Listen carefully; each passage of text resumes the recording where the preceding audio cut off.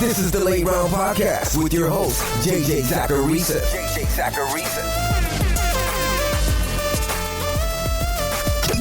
What's up, everyone? It's JJ Zacharisa, the editor-in-chief at FanDuel and at numberfire.com, and this is episode 198 of the Late Round Podcast, one of the many shows that are part of the Numberfire Podcast Network.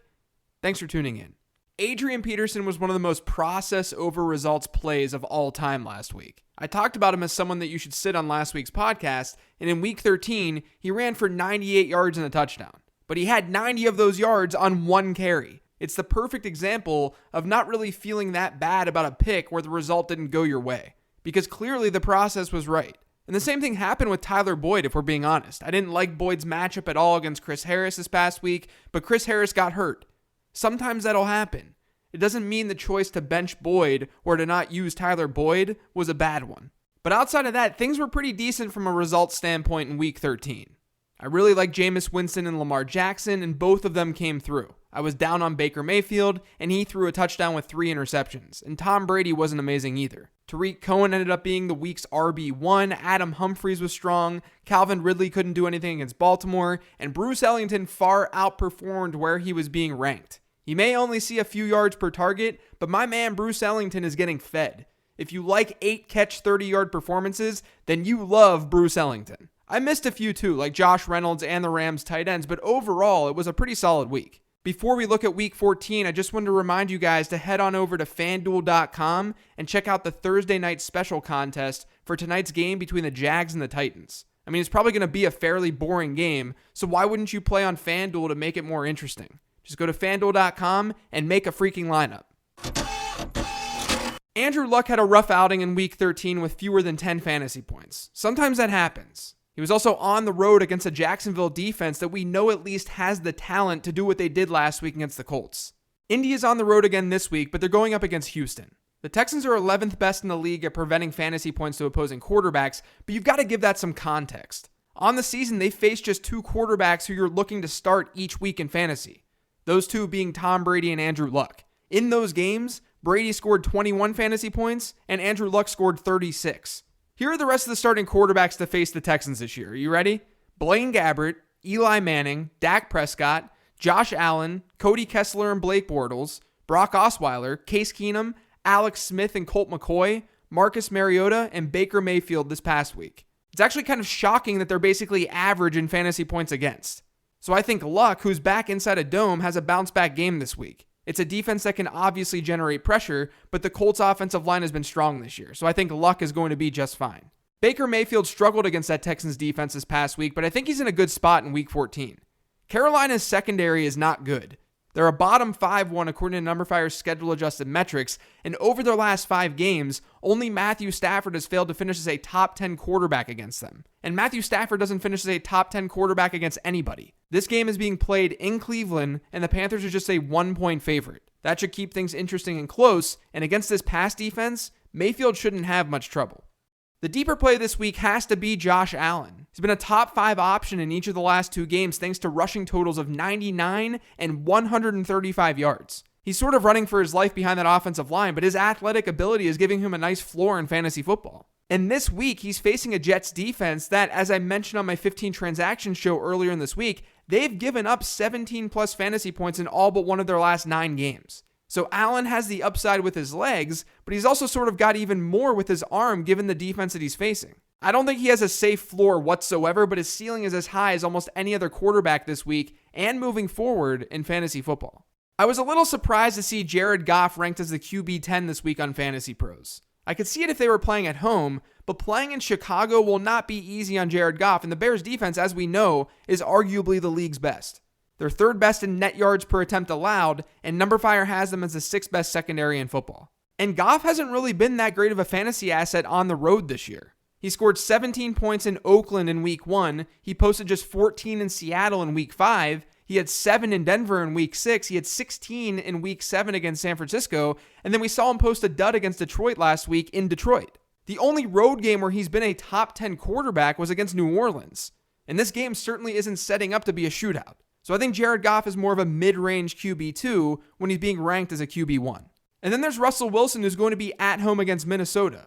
Wilson has been hyper efficient this year. He's got an 8.9% touchdown rate, which is legitimately out of this world. It's insane. But that's troubling against Minnesota because the Vikings don't allow a lot of passing touchdowns. In fact, no team has allowed fewer passing scores this year than the Minnesota Vikings. So that combo makes me nervous about Russell Wilson. Like Jared Goff, I think Wilson is more of a mid-range QB2 instead of the QB1 that he's being ranked as. He's fine, I'm just worried about his real upside. And I would be playing Jameis Winston, Andrew Luck, and probably Lamar Jackson over Russell Wilson and Jared Goff this week.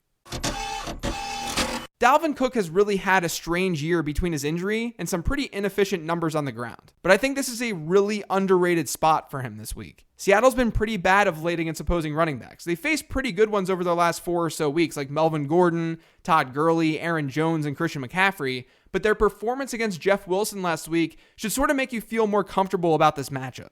But what's most important for Cook is that he's seeing a lot of work through the air. And Seattle's been bad against opposing running backs as receivers. They've allowed the second most receiving yards to the position, and only the Chargers have given up a higher percentage of receiving yards to running backs than Seattle has. Considering Dalvin Cook is coming off a 10-target game, that's something that can be exploited by the Vikings. So he's a good play with a nice high floor in PPR formats this week. I feel like I've got to talk about Jalen Samuels and Stephen Ridley after bringing them up on my 15 transaction show earlier in the week. And after having some discussions on Twitter, I also just want to be clear about where I stand with both of these players. As I noted earlier in the week, I do expect a split backfield.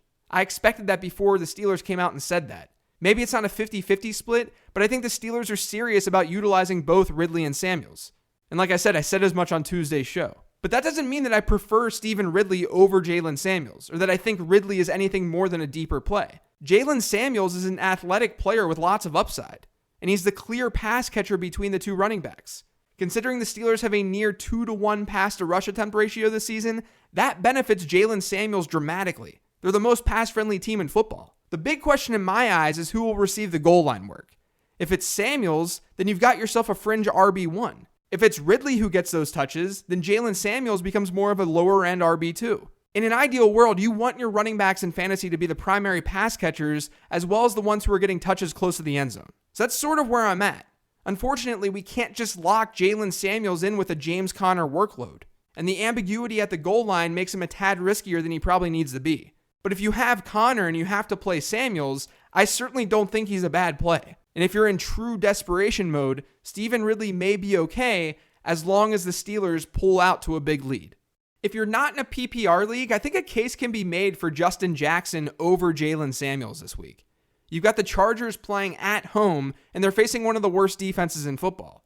And it's a defense that's allowed the most fantasy points to running backs this year. We also got a quote from Anthony Lynn this week saying that Austin Eckler is, quote, wearing down since he plays special teams as well. Considering Jackson ran so well against the Steelers, I wouldn't be shocked at all if he sees a decent workload in this game. To me, he's a lower-end RB2, and like I said, I really do think that you can make the argument that he's a better play than Jalen Samuels this week. Jeff Wilson is another one of those waiver wire darlings that we had this week, and I don't mind him as a start. The 49ers are facing the Broncos, who aren't necessarily an easy matchup, but it's not a super scary one. They've given up the 7th most rushing yards to backs this year. And what's really most important for running back performance is usage. And if last week's any indication, Wilson should get a decent-sized workload. In Week 13, he had 15 carries and 9 targets. You've got to love seeing that much volume through the air. With Matt Breida sidelined, there's really not a lot of good competition for volume in the 49ers offense. So Wilson is totally fine in that same tier with Samuels and Justin Jackson. Spencer Ware saw a very nice 69% of Kansas City snaps last week while replacing Kareem Hunt, but he just wasn't that effective. He had a 16.7% success rate, and his success rate on the year is under 30%. Those are horrible numbers. And for those of you who are unaware, success rate measures the percentage of positive expected points runs made by a running back. It's all derived from NumberFire's expected points model. So Ware hasn't been very good. And then the team signs Charkandrick West. And the Chiefs are facing Baltimore this week. The Ravens have been good against opposing rushers all year long. Only the Saints have allowed fewer yards to the running back position, and no team has given up fewer fantasy points. And that's while facing some pretty good fantasy running backs as well. So I can't say that I really like Spencer Ware this week. There are a lot of question marks, and I think that he's riskier than most. Jordan Howard is like eating on a diet. You keep eating the same bland food, but you're only doing it because you have no other choice. You're doing it because you got to drop those pounds. With Howard, a lot of you just don't have an alternative. but he's bad in fantasy. He's averaging just 1 target per game over his last 9 contests, and over this time, he's also averaging just 48 rushing yards per game. Against the Rams, just given the matchup, I would expect them to use Tariq Cohen more. Howard needs to find the end zone to be fantasy relevant, and that's not what I want to trust in the fantasy football playoffs.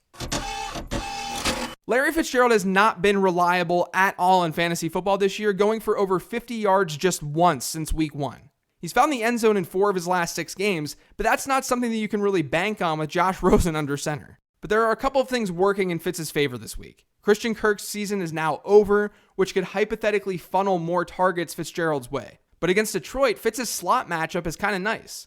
Detroit's allowed, according to Pro Football Focus's data, the second most slot yards in the league this year. I don't think Fitzgerald has a crazy high ceiling, but this may be a week where he provides a better than expected floor. Another player with an interesting slot matchup is Anthony Miller. Mitch Trubisky should be back this week, and that should give a boost to the Bears' passing offense. And the Rams, their opponent, have allowed the 5th most slot yards in the league this year. Meanwhile, Anthony Miller has run over 67% of his routes from the slot. So if the Bears do indeed trail in this game, there could be more passing, and that volume could go to Miller given the matchup. I'm a lot less afraid of the Broncos defense now that Chris Harris is out for the year, and that makes Dante Pettis a reasonable option this week. He's moving all over the field for San Francisco, and he's seen 20 targets over his last 3 games. Now, Marquise Goodwin could return this week, but I don't think that necessarily means Pettis is a bad play. Goodwin stretches the field and could actually open things up for Pettis. So if you're somewhat desperate, Pettis is totally fine in my eyes. And then I've got to talk about my man Bruce Ellington. He just keeps getting ranked really low on Fantasy Pros, and I don't get it. I just feel obligated to bring him up. I mean, we can't ask for much more from a volume standpoint. He's seen 9, 7, and 10 targets over his last 3 games. If you're in a PPR format, he's going to give you at least something. It may not be a lot because of his 3.3 average depth of target, but I don't really understand the low ranking that he sees week in and week out. Tyler Lockett is breaking math. You guys can say I'm beating a dead horse with this, but he's 100% breaking math. And this is coming from someone who loved Tyler Lockett entering the year. You can go back to my Week 1 15 Transactions podcast and hear me talk about buying Tyler Lockett. But what he's doing isn't sustainable. He's catching a touchdown on every 4.9 receptions when the league average at wide receiver this year is a touchdown on every 11.6 catches. And like I said with Russell Wilson earlier, the Vikings have allowed the fewest passing touchdowns in the league this year. They've also allowed a wide receiver to rank higher than 20th just 5 times this season. 3 of those instances were against one team, the Los Angeles Rams. Cooper Kupp, Robert Woods, and Brandon Cooks all finished in the top 16 in Week 4. And then the other 2 instances were against Devontae Adams, both of them. That's it. Those are the only players to hit 15 PPR points against the Vikings this season. All of this logically makes Tyler Lockett a rough play in Week 14. Of course, he's just going to end up catching 3 balls for 2 scores, but hey, process over results, right? Tyler Boyd is a risky play this week as well. The Chargers have been a top 8 team against slot receivers this year in terms of yards allowed, which does not bode well for Tyler Boyd. And then on top of that, AJ Green's not going to be playing, so coverage won't be easy, and Jeff Driscoll is Cincinnati's quarterback. So I would be nervous about starting Tyler Boyd. Vance McDonald has a great matchup this week against Oakland. Only Kansas City has given up more receiving yards to opposing tight ends than the Raiders have, but over 30% of the receiving yards allowed by Oakland have gone to tight ends. That's the highest rate in the league. So McDonald, to me, is a top 10 play this week. No team has allowed more touchdowns to tight ends than Carolina, and only 2 teams have given up more receptions. David Njoku has at least 5 targets in 3 of his last 4 games, and he's also a red zone threat. Maybe this is the week for David Njoku. But as we know, David Njoku is not a safe play. But I do think the upside is there. If you want to dig a little bit deeper at tight end, I think that Ian Thomas could also be in play. The matchup is fine against Cleveland, and Thomas saw 5 targets against Tampa Bay last week with Greg Olsen not in the lineup. Earlier in the season, towards the end of Olsen's first injury, Thomas started to get a little bit more involved in the offense. He had a couple of 5+ target games, and he ran a lot of routes last week as well. So I think all of that means that he's not a bad streaming option against Cleveland. Sam Darnold will be under center for the Jets this week, but it shouldn't matter all that much for Buffalo's defense. In Darnold's 9 starts this year, he's averaged 1.6 interceptions per game while taking 2.3 sacks per contest. Buffalo's at home and they're favorites in a game with a low over-under. It really doesn't get much better than this.